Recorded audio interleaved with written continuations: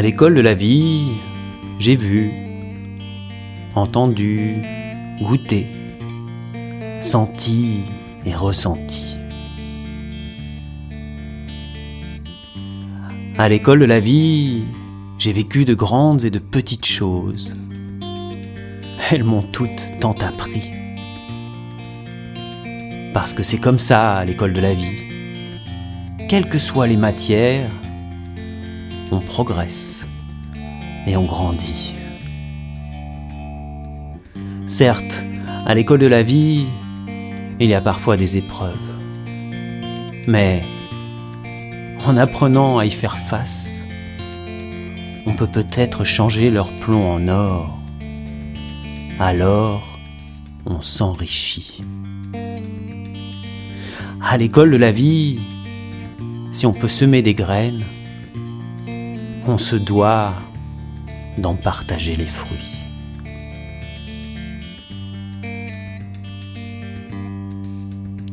Aujourd'hui, à l'école de la vie, je découvre à quel point la poésie a le pouvoir de soulager mon arbre généalogique. À l'occasion de la commémoration de la fin de la Première Guerre mondiale pour le 11 novembre, j'avais aujourd'hui à cœur de partager avec vous le récit d'une expérience qui m'est arrivée. Elle m'a rappelé, et je pense qu'elle peut nous rappeler à tous que, malgré nos bonnes intentions, le souvenir à lui seul ne suffit pas. Les résonances d'un événement traumatique tel que la guerre peut demeurer ancrées dans nos psychés et continuer à se transmettre de génération en génération. J'espère que le récit que je m'apprête à vous faire saura vous inspirer pour trouver peut-être des graines qui feront fleurir en vous de nouvelles solutions. Je vous raconte ça tout de suite. J'ai mal. Je crois que je me suis pris une balle dans la poitrine, là, un peu à droite. C'est la fin. Mon sang s'écoule, égrenant lentement le temps qu'il me reste, tels les grains vermeils d'un inexorable sablier. J'ai vraiment très mal. Seul au fond de cette tranchée, ma souffrance est la dernière sensation me rappelant que je suis autre chose que cette terre pesante et stérile qui me recouvre. Bientôt, je ne ferai plus qu'un avec elle. Peut-être avec mes frères, la rendrons-nous fertile. Pour l'instant, je pleure, seul, oublié, si loin des miens. J'aurais tant aimé sentir les bras aimants de ma mère, la main rassurante de mon père, de mes frères, de celle que j'aime. Leur dire au revoir au moins une dernière fois. Quelque chose hurle à l'intérieur de moi, non seulement à la lune, mais au soleil, aux étoiles, à tout ce qui pourrait entendre. Mais rien. Par impossibilité, par dépit, le cri se transforme en de lourdes larmes. C'est mon dernier soupir. Les larmes coulent, s'enfoncent profondément à la fois dans le sol et quelque part, je l'espère, dans la mémoire de quelqu'un qui saura entendre. Telles les perles d'une eau nourricière, elles attendront patiemment les graines des fleurs du souvenir. Allongé, sur le confortable canapé, je pleure, profondément ému, touché. J'ouvre les yeux encore chamboulés. Cette séance de rêve éveillé m'a bouleversé. Comme c'est souvent le cas dans cette pratique, j'ai tout ressenti. De la densité de la balle à celle de la tristesse et de son origine. Je commence également à mieux cerner certaines émotions pesantes et incompréhensibles, m'accablant bien souvent chaque année à cette même période. Cette séance m'amène à interroger mon arbre généalogique. J'y retrouverai effectivement Louis, un frère de mon grand-père paternel, mort dans les tranchées et n'ayant eu ni hommage ni sépulture. Sur le site du gouvernement Mémoire des hommes, je retrouve le régiment dans lequel il fut affecté, ainsi que le lieu et la date de son décès. À ma grande surprise, l'anniversaire de cette dernière est dans la semaine qui vient. Mon intuition me guide et je me décide à passer à l'acte. Je me décide donc à effectuer un pèlerinage à Chépy, dans la Meuse, via Verdun, soit environ à 4 heures de route de chez moi. Je me rendrai d'abord à Verdun, à l'office du tourisme, puis au mémorial. J'y retrouverai des informations sur le 4e régiment d'infanterie et sur ses pérégrinations. La date me permettra ensuite de suivre et de retrouver le lieu et les conditions de disparition de Louis. La butte du Vauquois. La butte du Vauquois. Je découvre le nom de cet endroit que je ne connaissais pas. Avant de m'y rendre, je passerai dans une graineterie pour y acheter quelques paquets de graines de myosotis. Pourquoi des myosotis, me direz-vous ? Simplement parce que le rêve m'évoquait mystérieusement parmi la foultitude de fleurs existantes très clairement celle-ci et pas une autre. Ces humbles graines pour le rêve étaient la réponse évidente qu'attendaient patiemment les perles de larmes enfouies dans la terre.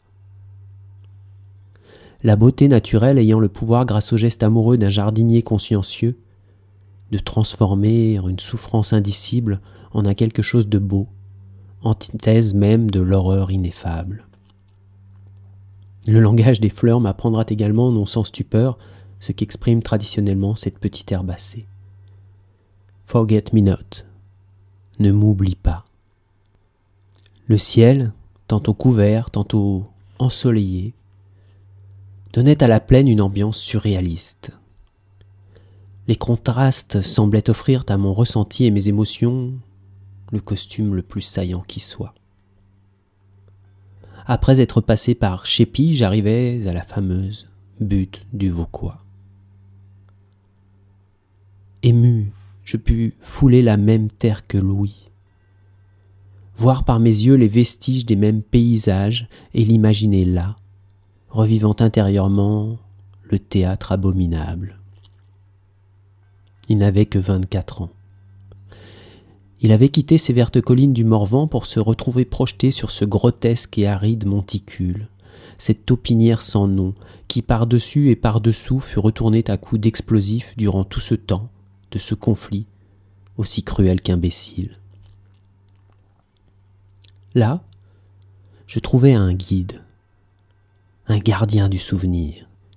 Il eut la gentillesse, malgré la fermeture du site, de me faire visiter son modeste musée. Il me montra une petite vitrine à peine grande comme 2 armoires à pharmacie et m'expliqua, non sans émotion, qu'elle contenait à elle seule la totalité des vestiges du village, de près de 200 âmes qui jadis la surplombaient de son clocher. Il me permit ensuite de consulter les registres, m'éclairant sur ce qu'avait pu vivre Louis et la totalité de son régiment. J'en profite pour remercier aujourd'hui du fond du cœur cet homme. Il me conduira ensuite à emprunter les chemins, les tunnels et les cicatrices à la découverte du lieu. La terre était si marquée qu'on pouvait presque encore entendre les explosions, sentir encore l'odeur de la poudre et de la mitraille.